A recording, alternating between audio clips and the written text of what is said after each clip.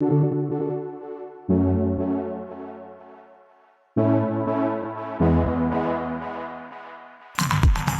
to On Leadership, a midweek podcast from HTBB. We believe leadership is a posture, not a position, and in the same way postures can be improved, leaders can grow. We want to encourage you to keep going and to equip you with practical ways to grow as a leader. Thanks for tuning in to On Leadership. Hey everyone, welcome back to On Leadership. My name is Sarah. And I'm Leon. We have the pleasure of getting to host you for the next 30 minutes or so. And what we want to do in this episode is talk to you about influence. We're not so much going to give you tips on how you can best influence someone, but what we really want to achieve is give you some insight into who you are and what you want to stand for. We are going to kick off this week with a Bible verse. It's one of my favorite books in the Bible, 1 Corinthians. I just have to say that when I go to heaven one day, by his blood and in his name, I cannot wait to meet Paul. I think he is such a brilliant writer. He has an incredible story. And this is what he says in the letter. Do not be misled. Bad company corrupts good character.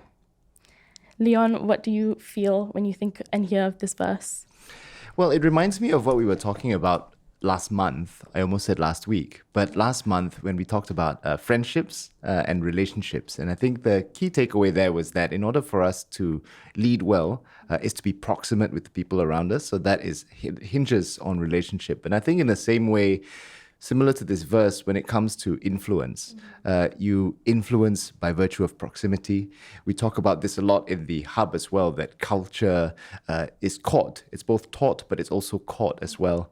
And so how we conduct ourselves sometimes, influence is just a simple virtue of how we conduct ourselves. And out of that, that is how we influence, actually. There isn't so much of a science behind influence. Sometimes it's just a matter of how we live our lives.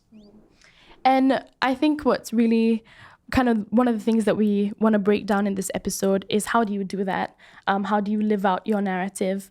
How do you think someone can discern who they want to be and stay true to who they are?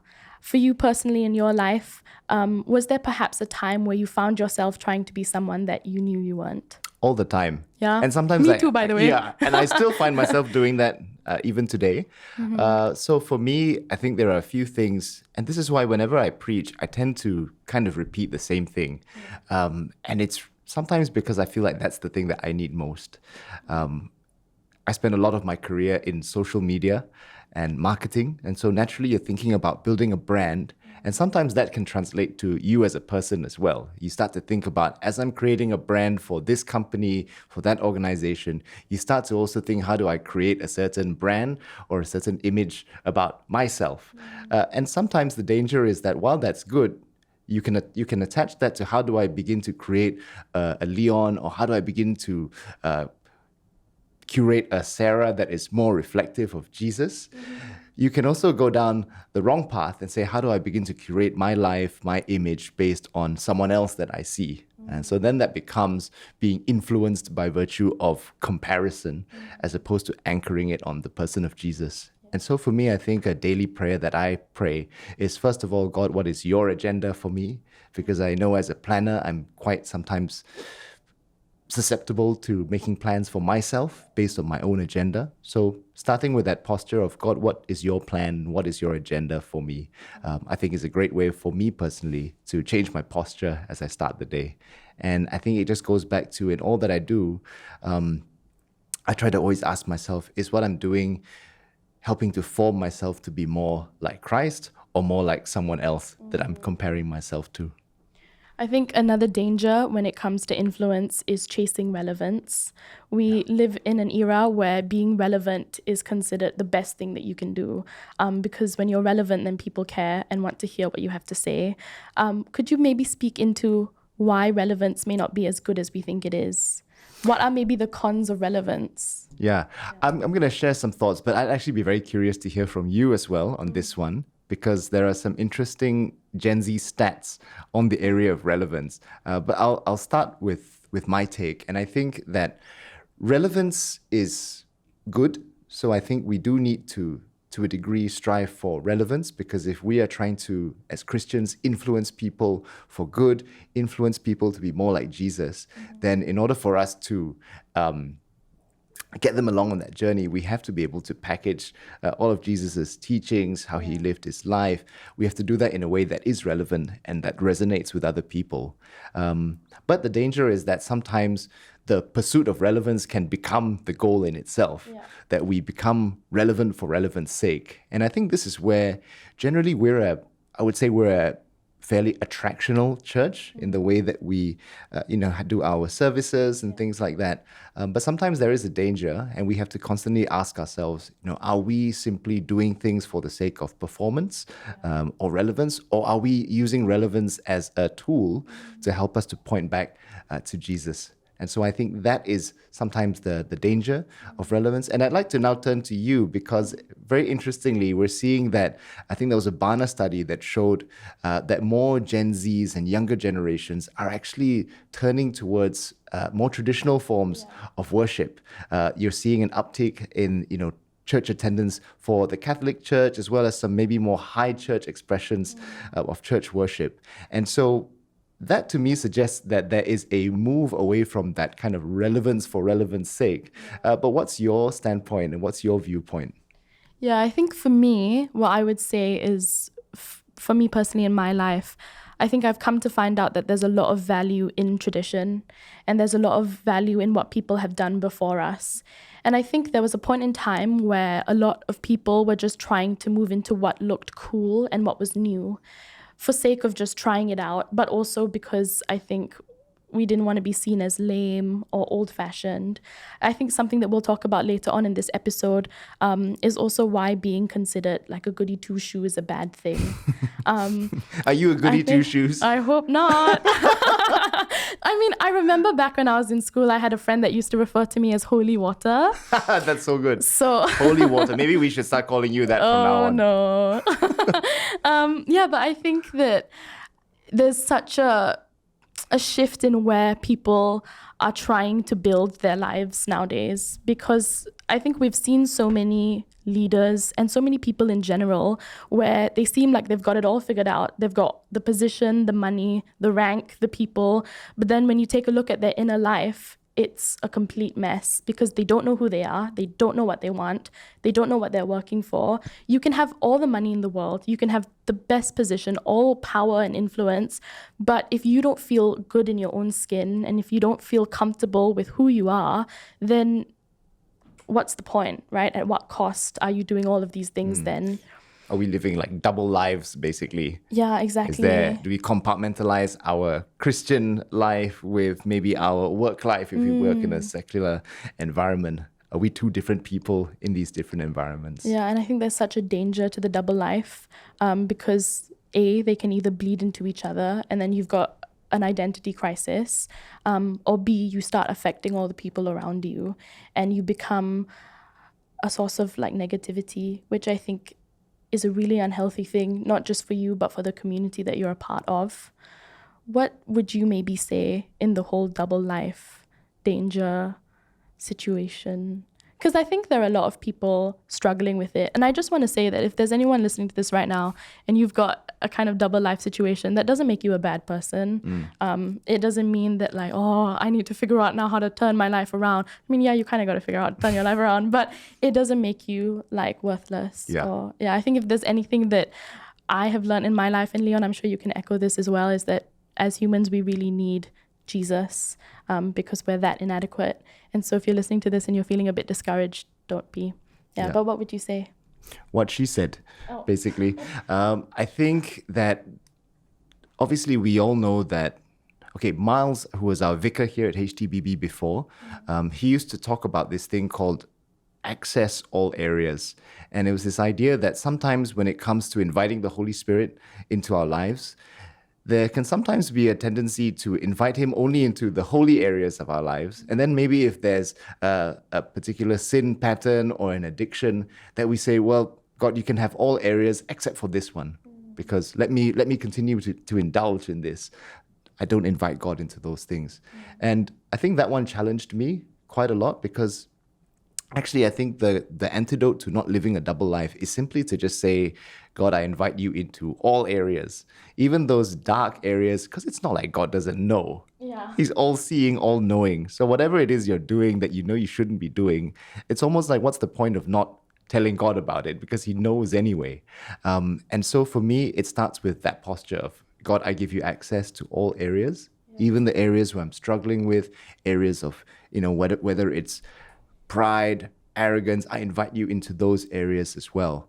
And I think that's a starting point for that posture. And I talk about posture because I think there sometimes is a degree where it's natural to have maybe a slightly different way that you present yourself. For example, I work both in a ministry context, but also in a corporate context. And I think there are certain words maybe that I might use a little bit more, certain type of language that I might use more in a corporate setting because it helps me to communicate clearer to people in that environment. And then maybe there are certain ways in which I'd package a message in this context because I feel it would resonate better with this kind of a context or this kind of audience.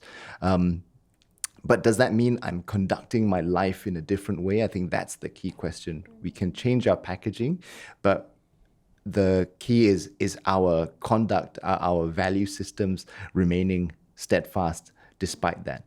I think if we start to feel like our value systems are also shifting with it, then that to me constitutes a double life. Jesus himself spoke in parables. Both Jesus spoke in parables in order to resonate with his particular audience. But you talked about Paul earlier. Paul is also one of those people that I'd probably want to meet, when we're all in glory. And I really like what Paul said because he says, be all things, I have become all things to all men. And so that implies that there is a degree of sometimes having to shift how you package yourself a little bit, but not to shift how your value systems are. Again, it goes back to how can we use influence as a tool to point people to Jesus. And in order to do that, sometimes you need to shift the packaging a little bit, but don't shift your character. That's really good. I loved that you used the word resonate. I think instead of asking ourselves, how can we influence people? I think we should ask ourselves, how can we resonate with them? Because at the end of the day, there's a certain level of losing your relevance as you grow old. Like even for me now, just yesterday actually, I was we have a Gen Z intern currently named Evan. He's also right now here. Hi Evan. He's behind the camera. Evan's amazing, but just yesterday during our team meeting, actually, I was talking about something that I thought was Gen Z, and Evan shook his head and was like, no, that's not Gen Z. Now you know how I feel.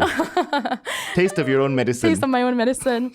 But I think what that really I laugh about it now. It's so funny, actually. But we all are going to lose our relevance, right? And as we move through different seasons of our lives, we're going to be experiencing different things. And so instead of thinking, how can I get people to like me, maybe think about how you can get people to hear you, not because you know more than them, but because you want to share your life with them. And that's, I think, what we're built for. I think we're built for community. We're built to be a part of a body and of a church. And that's what we are called to do. Let's talk a little bit about influence versus manipulation, because that is something that we have seen some leaders do, where they begin to manipulate people to follow their own agendas instead of doing things out of intention and integrity.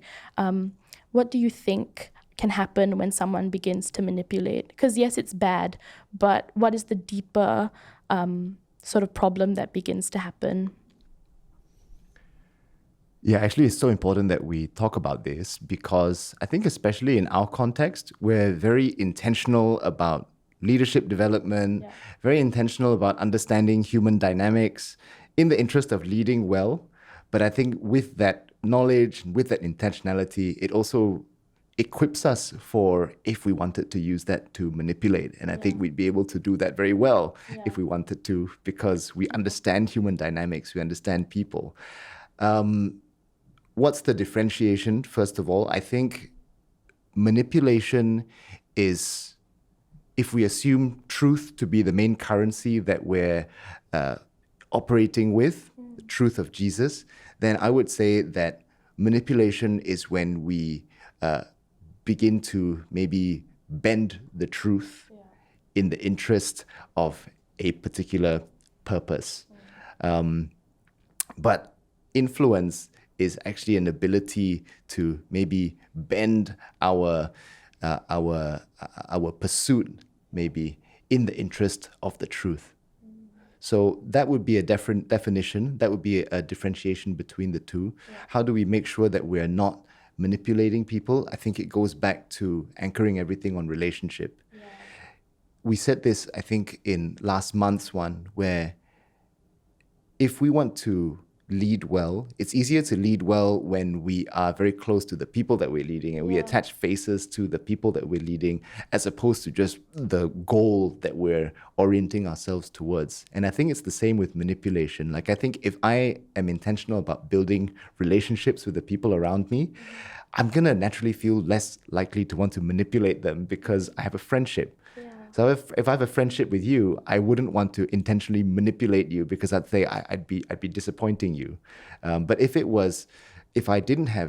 all of our work was devoid of relationship, then sure, I would be a bit more willing to do that because I'd just be thinking about what's the pursuit. And if I'm only interested in the pursuit, then of course I would be willing to maybe bend the truth to serve the pursuit. But if I'm interested in people, then I'd be willing to bend the pursuit a little bit so that we're remaining true to ourselves, so that we're remaining true to how we conduct ourselves in a way that Jesus would, and ultimately how we'd be true to the mission as a church, but also as Christians in general, whether we're in a ministry context, whether we're in a workplace context. Leon, you asked a good question. What is the pursuit? And I think that goes right in hand with something that I briefly brought up earlier, which is that we live in a day and age where being good is considered a bad thing. Why do you think that is? I think maybe it's not so much a question of whether or not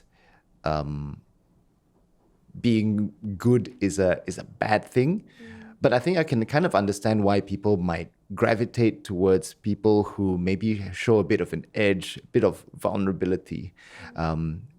Growing up, I used to maybe gravitate more towards leaders who showed a little bit of that edge, if you like.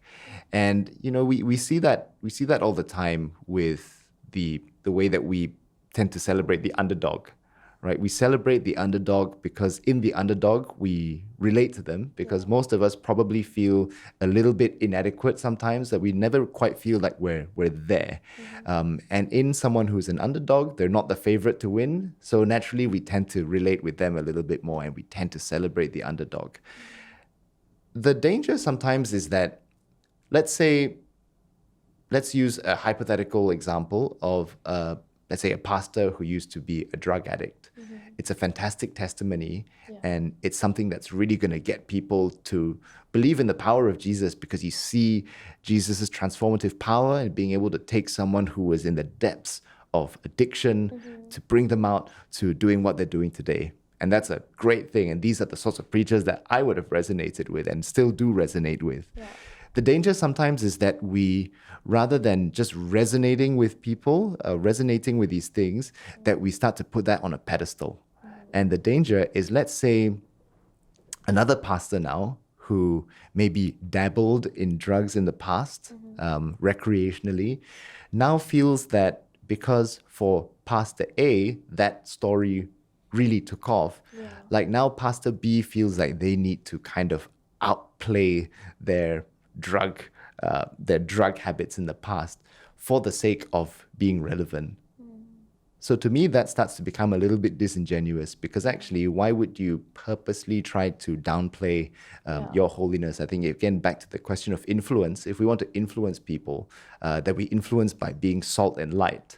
And if you are now trying to diminish the salt and light in your own story to try to sound like someone else's story, then not only is that disingenuous to you, but it also is disingenuous to the other person who actually has properly dealt with addiction you're sort of now just saying that, oh, even if I dabbled a little bit, that also counts as being in the depths of addiction. It's very different. So I think for those who have really been in it, let them have that story. And for the rest of us, I think let's be true to, what our story is in a way that doesn't diminish being salt and light in our context. I think it's really interesting that we currently live in a day and age where we try to create our own characters instead of just being who we are and staying true to what we believe in. And as Christians, if we believe in Christ and we believe that he died for us, that we are forgiven and loved, then that can be sort of our key indicators as to how we should respond to the world around us. It's actually the verse today, of the day that we're recording this, that, Jesus didn't come to the world to condemn it, but to overcome it, to save it. And it's not our job to save people because we can't. But like you said, in a way, it's our job to be the salt and to be the light. It's our job to encourage people. It's our job also to believe in them and to champion them. Yeah, we don't do the saving. Jesus does the saving. But Jesus invites us to help point others to him. Yeah, and be a part of it and be a part of the process. And I like what you said about Jesus came to overcome the world, because inherently then with influence, there's also a cost and there's also a weight to influence. There's a philosophical weight, but there's also a practical cost and practical weight. I think on the philosophical sense, there's a weight because if we are assuming that we want to influence for good, and in the Christian context, in order to be good is to be salt and light. To be salt and light is also to be different. So that generally means that we're also going to have to endure maybe not having people completely agree with us, having people call us holy water. That is the cost that we bear as being a point of difference. And the idea is hopefully as we do that enough, that from starting off at that place where maybe other people are not quite on board, like why is Sarah like this, why is Leon like that, that hopefully we get to a point where they say, oh, I see, actually I want to be a little bit more like that, and I'm curious, what is it that helps Sarah to be more like that? And then we get them to find out or to come to the conclusion that the difference actually isn't in our personalities, like you say, but the difference is in the source, which is Jesus. And so I think that is the theological weight and philosophical weight. There's also a practical weight to influence, because you talk about social media. If we're talking about influence in that sense, then to have more influence is then ultimately to have more eyeballs, more people watching. And so with that, you're also going to be attracting a lot more kind of naysayers as well. And so there's also that cost. But with that, as you're also having more people watching you, then there's also more weight on you to really guard how you conduct yourself, what you say, what you do, because more people are watching. So the stakes are higher, because the more people watching, the more people that you stand to either influence positively or influence negatively, depending on how you conduct yourself. And so I think it's also important for us to acknowledge the fact that there is a weight, and that being salt and light is not easy. But I think that's the encouragement, because if we know that it's not easy, then we're less likely to fall off the bandwagon when things get tough, because we acknowledge from the get-go that to be salt and light is to be able to endure a bit of challenge, is to continue to be a point of difference. Yeah, I think it's so good that you brought up the fact that there is a weight, because you definitely do feel that pressure as a Christian. But I often think of this quote that someone said to me once, which is, pressure is a privilege because it means that things are expected of you. And I think a lot of people don't realize just how valuable that they are.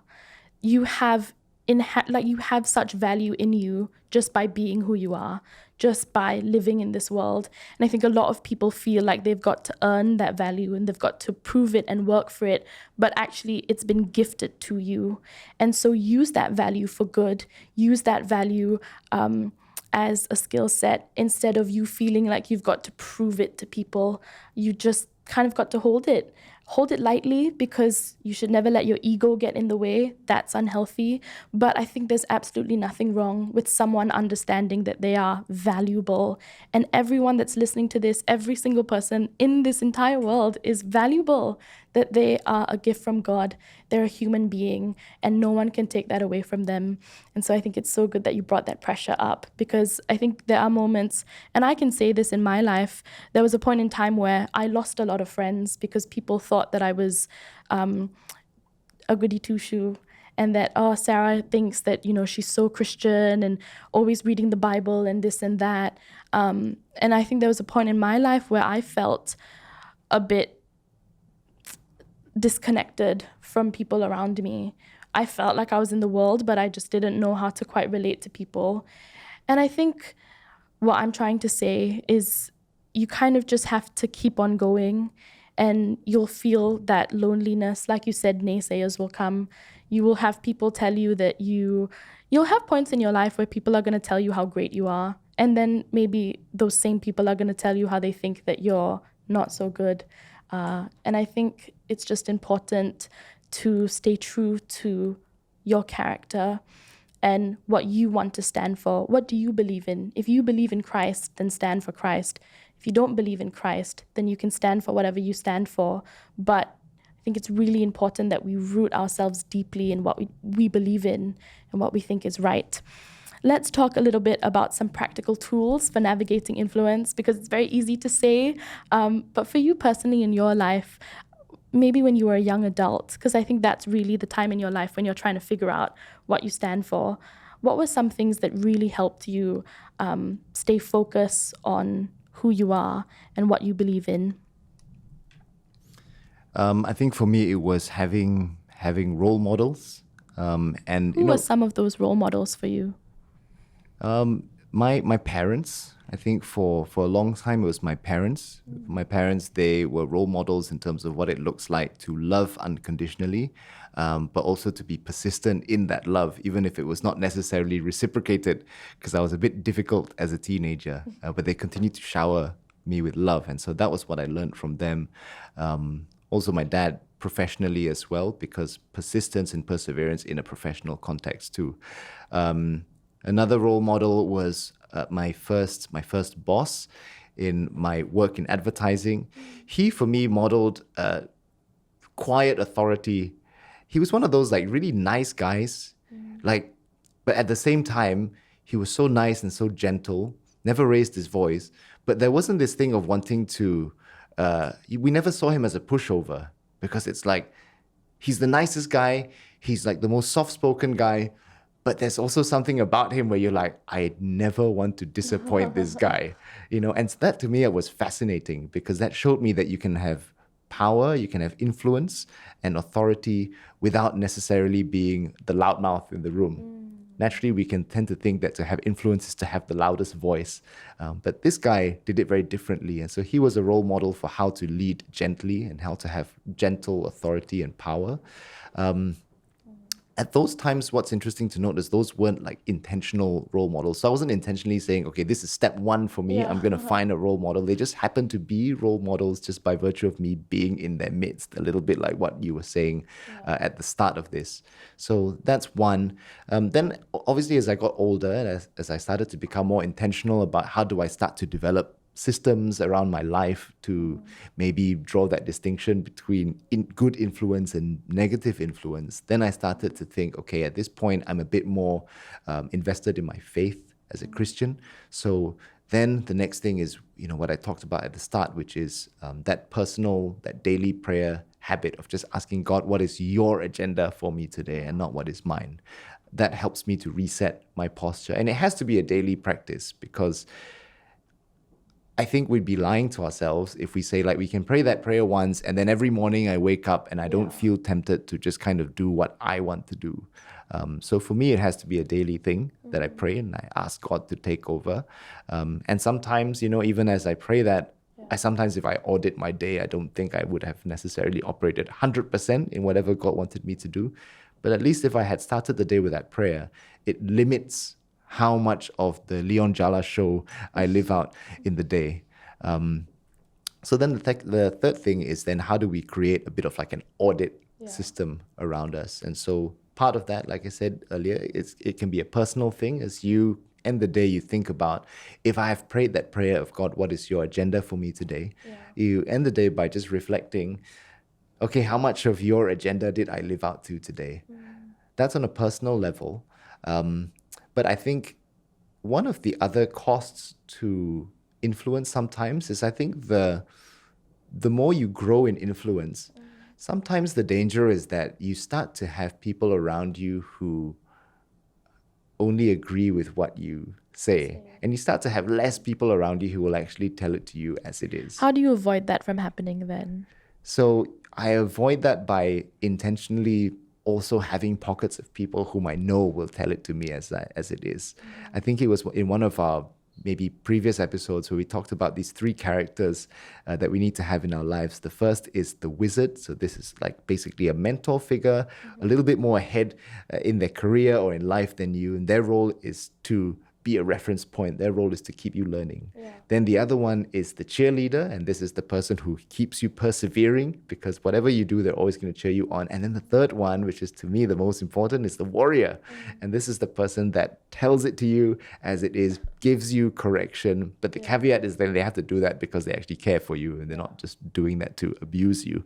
And so you've got to, I think, have people around you who are willing to have those conversations, but people that you can trust as well. Because you need external voices sometimes to give you feedback for when you become maybe a little too comfortable with what you know. How do you identify your warrior and your wizard and your cheerleader? Because I think, well, I use this model in my life as well, and I think it's helped me so much. And so maybe for people listening, what would you say is the right way to sort of identify these people? Can you have multiple warriors and wizards and cheerleaders? Absolutely. Yeah. So you can have multiple, and to be honest, sometimes you have one person kind of operating in a few of those things. I find that generally for me, those who are maybe the mentors or like the wizards can also tend to be the wizard plus maybe a warrior as well. And so I would say it's good to have multiple people. Because you can have someone who calls you out on stuff in one context. So maybe you've got a warrior in a spiritual context to say, hey, Leon, that's maybe you need to work on your prayer life a little bit. And then you can have a warrior who's maybe on a professional context to say, Leon, the way that you communicate your ideas, not very clear. And so then they give you more of that tactical advice. Sometimes people ask, well, can I just have like one person that addresses all three? I generally think it's better to have separate people doing that, because if you know that one person tends to give you more kind of not negative, but more constructive feedback, then you're less likely to be disappointed with your chats with this person, because you already frame it such that I know that this person is here to give me constructive feedback, and I'm not going to try to look for an abundance of encouragement from this person, because that's not the role that this person plays in my life. I seek that from someone else. Let's circle back to the verse that we started out with about how bad company can corrupt good character. I think what we sort of want to say is you can have good character, but if you're not careful, then it can change. What advice would you maybe give to someone who can feel their character changing a bit? Would you tell them to just kind of stop that in their tracks? Or would you, because I think that, I'm going to try and word this in the most healthiest way possible. I think that there is actually some value in learning a lesson and actually having bad character. I think for me personally, my most life-changing moments is when I have realized that I'm the one in the wrong. And I could not have gotten there had I not spent some time at some bad company, made some mistakes, because then only in that place did I realize my need for God, but also my need to change. For you personally, what would you say? Has that been a similar experience for you as well, where you've maybe been a bad person? And how did that change you for the better? Yeah, 100% agree. I think my most pivotal positive changes to my character have come from seasons of really bad character actually. And so I agree. And I think the beauty of all of this is that whether or not we feel like anyone listening feels that you're already in a season of maybe bad character, you've made some bad decisions, that we worship a God who is a God of restoration, a God of redemption as well. So even that can be redeemed. I don't necessarily think that God purposely engineers and orchestrates our lives so that we will have a season of bad character to say, this is the chapter where Sarah is going to be a terrible person and she has to be a terrible person so that she'll learn to be a better person. Yeah. I don't think God orchestrates things like that, but naturally we have free will. Yeah. And so sometimes we make decisions, we mess up, and that's on us, I believe, at least. But God is able to use that and redeem that so that now becomes part of our testimony as well. Yeah. That trial and testimony thing. The trial maybe wasn't supposed to be there, but by circumstance, we experienced the trial. But by God's grace, that trial now becomes part of our testimony, now becomes part of our story. And so for those of us who feel like we're in a difficult place right now, know that you can bring that to God. Bring that to God in repentance. And trust that out of that is going to be something that's hugely transformational for you. But to the point of change of character, that also shows that actually sometimes a degree of character change is positive. Because if we go back to the end goal being how can we serve God's mission, sometimes that will require us to sort of change our character a little bit in order to get that, in order to meet that mission. I was just thinking about how last week we've been having a leadership development internship. We have this amazing cohort with us here. And last week we talked about the MBTI, Myers-Briggs, the personality types. And I hadn't done mine in like 6 years. And so out of curiosity, I just decided maybe I'll do it again. And I realized that my MBTI had actually changed quite a lot. So I used to be an ENFP. This was like when I did it 10 years ago. And then after that, I became an ENFJ. And then 6 years later, I'm now an ENTJ. So I'm quite a different sort of personality type. I'm still the same person, but maybe some of my traits have changed. Some of it has changed by virtue of circumstance. But I think it's also changed because in this particular season, I've realized that maybe naturally, in order for me to be on mission for God, maybe in this particular season where God has called me, I need some of these maybe other ways of thinking to help me to push that further. So at different points, I think if we're very clear on what the purpose is, and ultimately as Christians, I think our purpose is just to be more like God, to be more like Jesus, right? It's not a purpose that's tied to a vocation, but it's a purpose that's tied to relationship. And I think if we just use that as our base, then all of us, the question is, how can we be more like God? And sometimes that will mean changing how we do things, changing how we think. But it's fine, because if we know that ultimately that is our purpose, then it doesn't really matter so much if the way that we're doing it changes in different seasons. Yeah, I think it's so good that you brought up purpose, because I think that that's what we got to do when we think about influencing, is finding out what our purpose is. So maybe for those of you listening, you can think a little bit about what you want your purpose to be instead of how you can influence or what your influences are. Because I think to a certain degree, we are always going to be influenced. We can't avoid it. We can't block it out and turn it away. It's a part of the world that we're living in.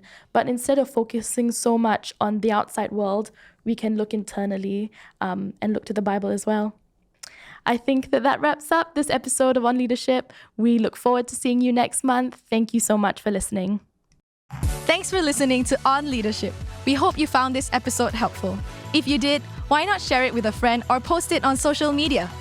Whatever platform you're listening on, don't forget to like, subscribe, or follow, and turn on your notifications to receive more great content from HTBV.